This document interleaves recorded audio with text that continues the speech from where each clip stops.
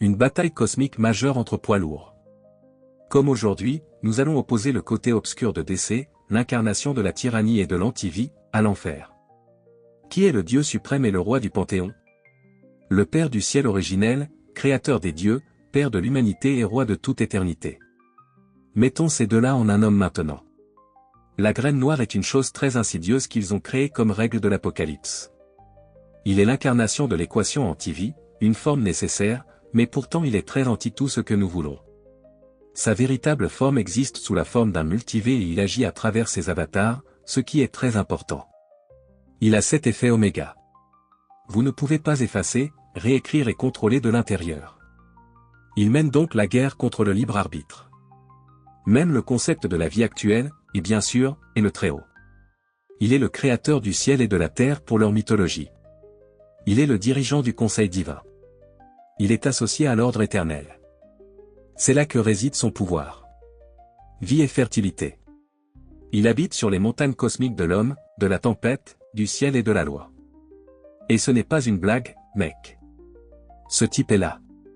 Il est comme le fondement de l'existence. C'est pourquoi ce combat doit avoir lieu. Parce que vous avez deux patrons tout en haut, et ils incarnent définitivement exactement les mêmes choses, ou des opposés parfaits l'un pour l'autre. Maintenant, en fonction de notre apparence, nous pouvons voir à quel point Darkseid aime bouger. Il va danser comme ça. Il va venir. Il va envoyer ses avatars. Droite. Il va atterrir. Ils vont lancer la première attaque. Mais tu sais, je peux contrer avec ses propres avatars.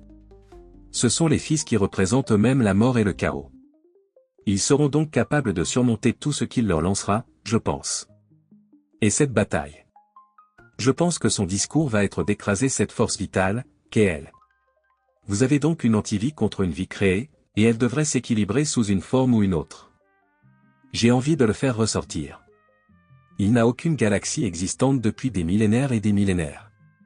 Je vais donc lui donner une chance sur ce point. Je vais dire qu'il va tenir le coup, même contre une force comme Darkseid. Je dirais environ 60%, soit plus de la moitié du temps, il sortira vainqueur de cette bataille en utilisant simplement sa force cosmique globale contre le perturbateur ultime. Mais je pense qu'il est bien équipé. Je pense qu'il incarne tout ce dont le côté obscur est en fait le contraire.